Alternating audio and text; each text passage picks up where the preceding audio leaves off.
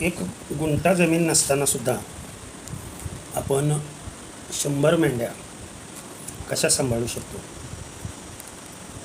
शेळ्या नाही बरं का, लक्षात ठेवा. कारण शेळ्यांसाठी खूप फिरावं लागतं, मेंढ्यांसाठी जास्त फिरावं लागत नाही आणि त्यांना एवढी चवही त्यांची नसते. तर अशा पद्धतीनं एक गुंठा ही जमीन नसताना 100 मेंढ्या तुम्ही कशा पाळू शकता त्याची माहिती पुढे सांगतो का. पहिली महत्त्वाची गोष्ट ही, एका आपल्या ग्रुपमध्ये असणाऱ्या व्यक्तीने विचारलेला हा प्रश्न आहे की सर, माझ्याकडं सध्या 2.5-3 लाख रुपये मी कष्ट करून मिळवलेले आहेत, परंतु सर माझ्याकडं अजिबात जमीन नाही. वय माझं आता जवळजवळ 40-42 वर्ष आहे आणि मलाही आपणासारखं तुम्ही सांगचाल ते तुम्ही गायडन्सनुसार आपणाला शेळीपालन करावं का मेंढीपालन करावं आणि कशा पद्धतीनं करावं, जमीन तर एक गुंठाही नाही सर, तर तुम्ही याबद्दल मार्गदर्शन करा, असा त्या व्यक्तीचा प्रश्न आहे.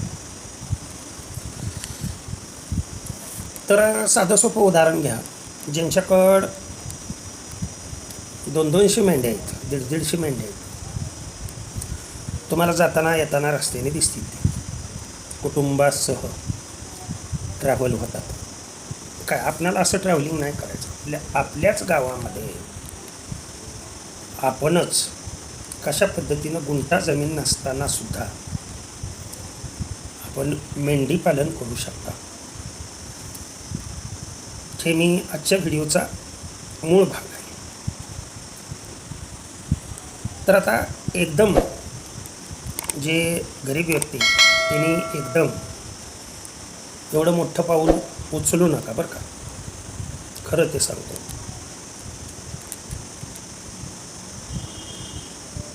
कारण पहा, अनुभव जर नसेल, अगोदरचा जर अनुभव नसेल, तर 10 मेंढीच्या पिल्लांपासून फक्त त्या व्यक्तीला मार्गदर्शन मी काय केलं ते सांगतो या व्हिडिओमध्ये. 2.5 लाख आहेत बाळा म्हणलं तुझ्याकडं, तू काहीही करू नको. ज्या वेळेला पावसाळा सुरू होईल, नीट लक्ष द्या खाली, जेव्हा पावसाळा सुरू होईल तेव्हा कोणत्याही जातीची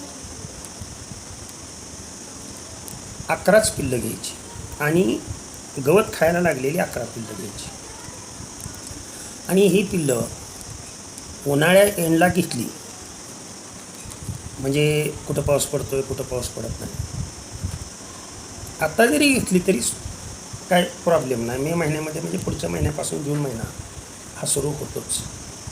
आता या पिलांची किंमत लक्षात ठेवा, उन्हाळ्यामध्ये फिमेल बरं का, मेल जरा थोडासा महाग बसतो, परंतु फिमेल ही आता चांगली चरायला लागलेली व्यवस्थितरित्या 3 महिन्याची 4,000ला 4,500ला व्यवस्थित फिमेल मिळतात आणि गट्ट्याने मिळतात. अशा म्हटलं 10 फिमेल घ्यायच्या, 40,000 ते 45,000 रुपये याला जातील. आणि यांच्यासाठी बेनू म्हणून चांगला बकरा, आता हा चांगला बकरा घेण्यासाठी कमीत कमी 15,000 रुपये लागतात. म्हणजे एकूण भांडवल गुंतवणूक हे फक्त 60,000चीच कर म्हणून सांगितलं. आणि त्यालाही हे सांगितलं की तू जिथे राहतोयस तिथे अवकाळी पाऊस वगैरे पडला आहे का, ध्यानात आलं का तुमच्या?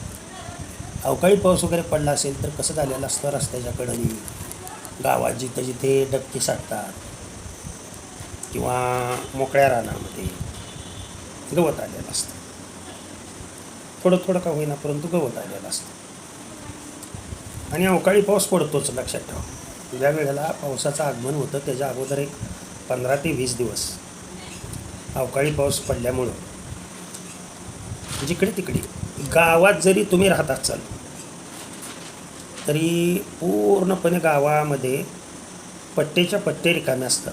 प्लॉट घेऊन लोकांनी ठेवलेले असतात, त्याच्यामध्ये काय बांधकाम नसतं, काय नाही, काय उघडेच प्लॉट असतात. आणि तिथे गवत वाढतं. अगदी सिटीमध्ये जरी म्हटलं, सिटीच्या बाहेरच्या बाजूला. आणि ह्या रस्त्याच्या कडेला आपल्याला मेंढ्या चारायला कशावर जगतात? हे जे रस्त्याने येऊन जाऊन करतात ते कशावरती जगतात सांगा बरं. प्रवास तर त्यांचा 24 जवळजवळ दिवसभर सकाळी 8 वाजल्यापासून ते सायंकाळी 7 वाजेपर्यंत प्रवास त्यांचा चालूच असतो. मग या शेळ्या मेंढ्या ते कशावर जगवतात?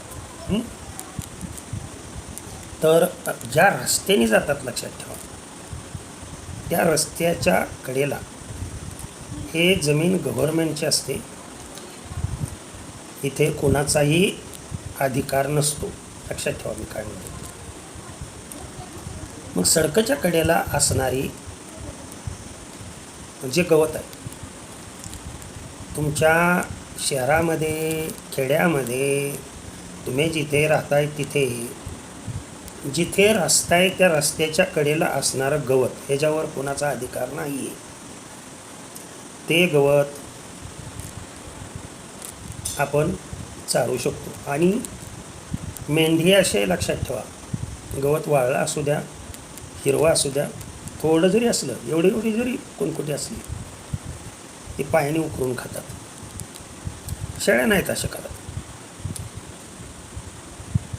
किंवा एखादं झाड आहे समजा, या झाडाचा पाला चिंच असेल, चिंचेच्या खाली जरी तुम्ही गेला किंवा आंब्याच्या खाली जरी गेला, आंब्याच्या झाडाच्या खाली, किंवा कशाचंही वडाचं झाड आहे, कशाचं पिंपरणीचं झाड आहे, ही रस्त्याच्या कडेला असलेली जी झाड आहेत, ह्या झाडाचा पाला खाली पडलेला बरं का, अगदी मेंढ्या मस्तपैकी खातात. आणि त्यांना वेगवेगळ्या प्रकारचं अन्न मिळतं यात. आणि बघा त्यांच्या मेंढ्या कधी तुम्ही बंदिस्त करून ज्या मेंढ्या सांभाळतात त्याच्यापेक्षा उजव्या मेंढ्या त्यांच्या असतात. पुन्हा जी एडी बाबळ आहे, सुबाबळ नव्हे बरं का, त्या एड्या बाबळीला अशा लांब लांब शेंगा येतात, पांढऱ्या रंगाने असतात. आपली देशी बाबळ आहे त्याला बी शेंगा असतात. त्या बाबळीच्या खाली नुसते एड्या बाबळीतनं जरी मेंढ्या फिरून आल्या आणि तिथं थोडंसं हिरवं असेल, किंवा कुठंतरी पाईपलाईन असते, पाईपलाईन कुठंतरी फुटलेली असते, तिथं त्या फुटलेल्याच्या तिथं हिरवं आलेलं असतं. आणि हे रस्त्याच्या कडचं चारायला कोण अडवत नाही आहे. फक्त याच्यामध्ये एकच काळजी घ्यायची की मेंढी ही रस्त्यावर जाता कामा नये, किंवा आपला स्वभावच असा असावा की आता सगळी उन्हाळ्यात तुम्हाला माझं रान दाखवतो. बघा पुढे माझं रान, हे पहा काय, ही माझी जमीन, माझ्या इशीची जमीन बरं का. काय दिसतंय का तुम्हाला ह्या जमिनीत? त्या बाजू इथं सोबाबळ आहे, पूर्ण वाळून गेलेली. आणि इथून तिथून जर विचार केला,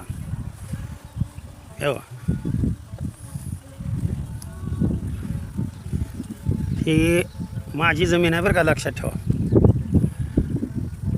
तुम्हाला ह्याच्यामध्ये हे असल्या झाडाशिवाय काहीही दिसणार नाही. ही अशी ठिबक केली आहे मी 10 मिनटं, ह्याच्यातच पाणी सोडतो. आता वर बी तशाच पद्धतीनं तुम्हाला थोडंसं तिथे हिरवं दिसेल, ह्याच्यात 10 मिनटं, त्याच्यात 10 मिनटं असं पाणी सोडून हे झाडंसुद्धा पूर्ण वाळलेली. तरीसुद्धा माझ्याकडं 70 शेळ्या आहेत, 70. कशा सांभाळत असेल विचार करा. ते माझं शेड ह्या म्हणजे बाजूला हिरवंगार दिसते, काय वड्याच्या पलीकडच्या बाजूला हिरवंगार दिसतं आहे. परंतु इथं माझ्याकडं सगळं ह्या काही असलं माळरान आहे. लक्षात ठेव, ह्या माळरानावरती हे पूर्णपणे असं माती भरून डेव्हलपड केलेलं. तुम्हाला दुसरं काय दिसणार, पूर्ण माळरान आहे. आता हे रान जर बघितलं असेल तर ह्याच्यामध्ये चरण्यासारखं काय आहे का? पण कुठेतरी कुलकुटी वगैरे आलेले आहे. मध्ये एखादा 10 मिनिटाचा शितोडा जरी येऊन गेला, हिरवं झालेलं आहे. बरीच अशी माळरानं मोकळी आहेत. तिथे त्या माळरानामध्ये अहो घरी मी आपलं गव्हाचं काढ ते कुट्टी करून त्याच्यावरती गुळाचं पाणी आणि मिठाचं पाणी एकत्रित करून ते एक टायमिंगला घालतो. मात्र ह्या मेंढ्या सोडाव्या लागतात. लक्षात ठेवा, उन्हाळ्याच्या दिवसामध्येच प्रॉब्लेम येतो, पावसाळ्यात प्रॉब्लेम येत नाही. तुम्ही पावसाळ्यात कुठल्याही रस्त्याने गेला जिकडे तिकडं गवतच असतं. लक्षात आलं का तुमच्या? आणि कुणी जोपर्यंत मोठा पाऊस पडत नाही तोपर्यंत कुणीही चारायला म्हणजे नको म्हणत नाही. आज ह्या भागाला गेला, उद्या ह्या भागाला गेला, फक्त चारण्याची टेंडन्सी पाहिजे आहे.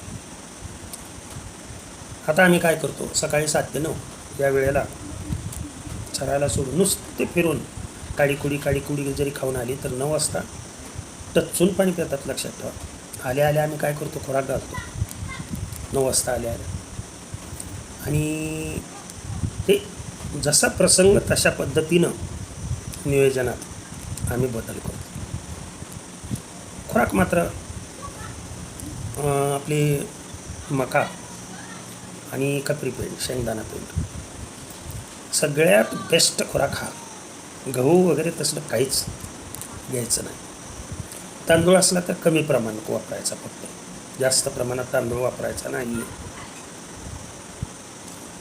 आणि पुन्हा दुपारी साधारण 1च्या दरम्यान, 12 ते 1च्या दरम्यान साधारण 3-3.5 तास बाहेरचं खाऊन आलेले आणि खोराक हे रवंत करून जिरवल्यानंतर 12:30 1च्या दरम्यान आम्ही हे टाकतो. पुन्हा तूर बुसकट आम्ही 5 रुपये 4 रुपये किलोनी काड्या असलेलं बरं का, लक्षात ठेवा. अगदी नुसता पाला नाही, काडी.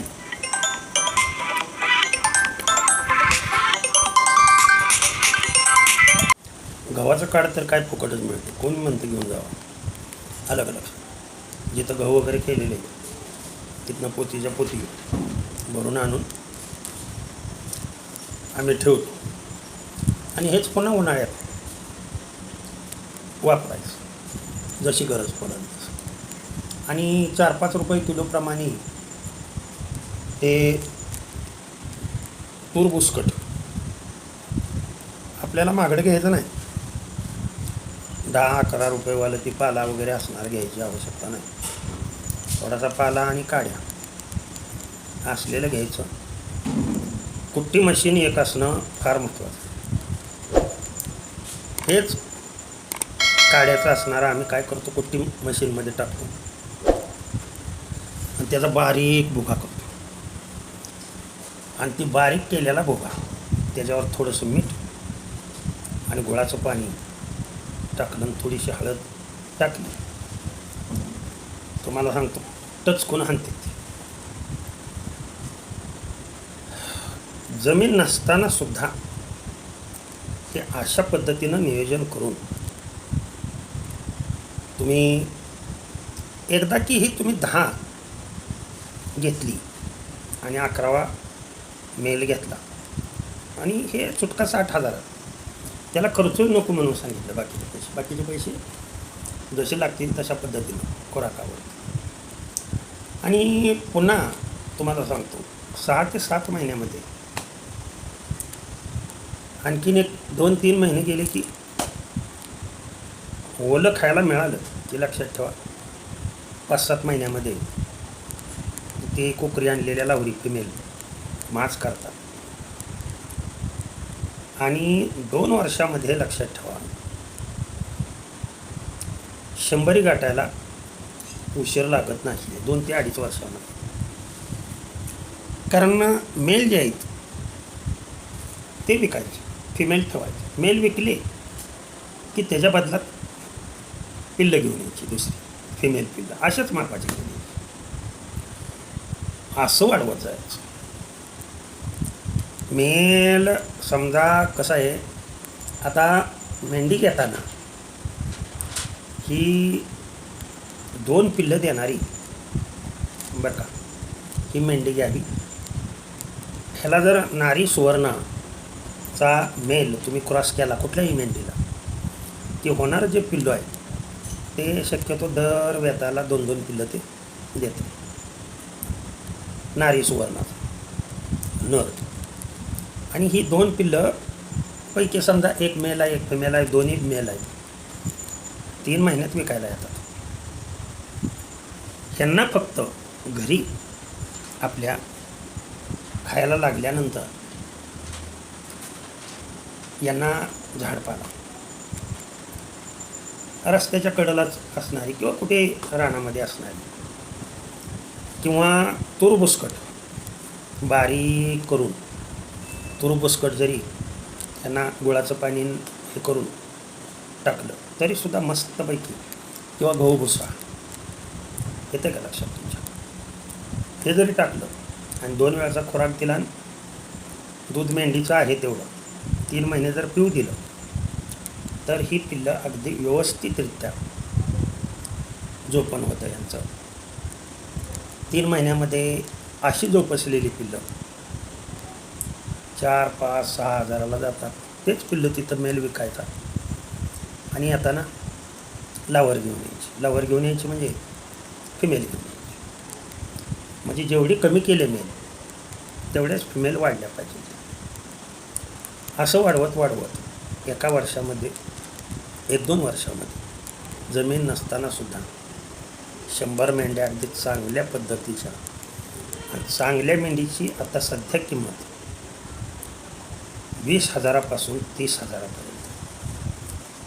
30,000च्या पुढची मेंढी घ्यायची नाही. आणि एवढं जर भांडवल तुमचं तयार झालं तर लक्षात ठेवा, या भांडवलावरती तुम्ही जमीन घेऊ शकता, घर बांधू शकता, काही करू शकता.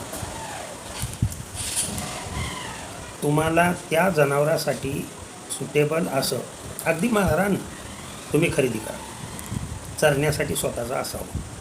2 ते 3 वर्षामध्ये तुम्ही आपला संसार जाग्यावरती आणू शकता, असं मी त्या व्यक्तीला अगदी सूचना दिली. ही सूचना मला जे योग्य वाटतं आहे ते मी सांगितलं. आता तुम्हाला काय वाटतं आहे ते सांगा, की ही दिलेली सूचना मी योग्य आहे का अयोग्य आहे. कारण जगण्यासाठी तर त्याच्याकडं साहित्य कुठलं नाही, आणि त्याला तर आपल्याला जगवायचं आहे. आणि पैसे ही बँकेतले जसेच्या तसे राहिले पाहिजे. जे दुसऱ्याची हमाली करतो त्या हमालाचा त्याला मालक बनवायचा आणि भांडवलही वाढवायचं आहे. सगळंच एकाच वेळेला करायचं. मग हा दिलेला सल्ला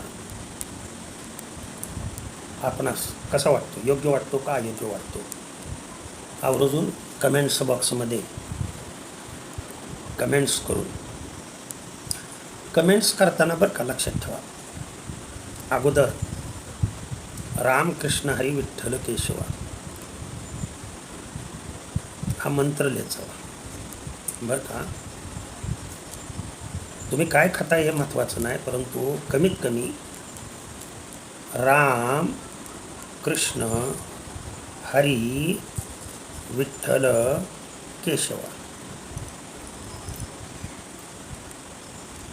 पंचदेहासाठी हा जो मंत्र आहे तुमच्याकडून दररोज लिहिला गेला ना. कमेंट्स कशासाठी करायच्या, कमेंट्स केलेल्या कमेंट्समधून सुद्धा फायदा व्हावा. आणि जेव्हा तुम्ही हे राम असं लिहिताय त्यावेळेला तोंडाने म्हणावं लागतं, ते अंतकरणाने म्हणावं लागतं. राम कृष्ण हरी विठ्ठल केशव. न कळत नामस्मरण होतं. मग असे माझे दररोज व्हिडिओ येतात. कुठल्याही व्हिडिओला कमेंट्स करताना राम कृष्ण हरी विठ्ठल केशव ही अगोदर लिहावं, मग जे आपणाला कमेंट्स करायचे आहे ती करावी. यामुळं संतांचं वचन सांगतो, माझ्या शांती ब्रह्म एकनाथ महाराजांचं वचन सांगतो. एका जनार्दनी भोग प्रारब्धाचा हरी कृपे त्याचा नाश होईल. आपल्याला काही कीर्तन करायचं नाही, प्रवचन करायचं नाही, काय नाही, फक्त नामस्मरण. पण तेही व्हिडिओला कमेंट्स करून आपोआप नामस्मरण घडलं पाहिजे. हा दृष्टिकोन यातून ठेवतो. पहा,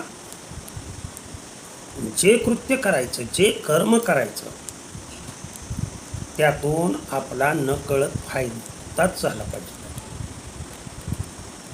कधीही तो फायदा आपोआप देतो, येतं का लक्षात? आणि प्रारब्ध भोग भोगावेच लागणार. पण त्या भोग जर कमी करायचा असेल, नाश करायचा असेल, तर भगवंताच्या नावाशिवाय पर्याय नाही आहे. सांगणं माझं कर्तव्य, ऐकायचं का नाही ऐकायचं हे आपल्या मनावरती अवलंबून. रामकृष्ण हरी विठ्ठल केशव.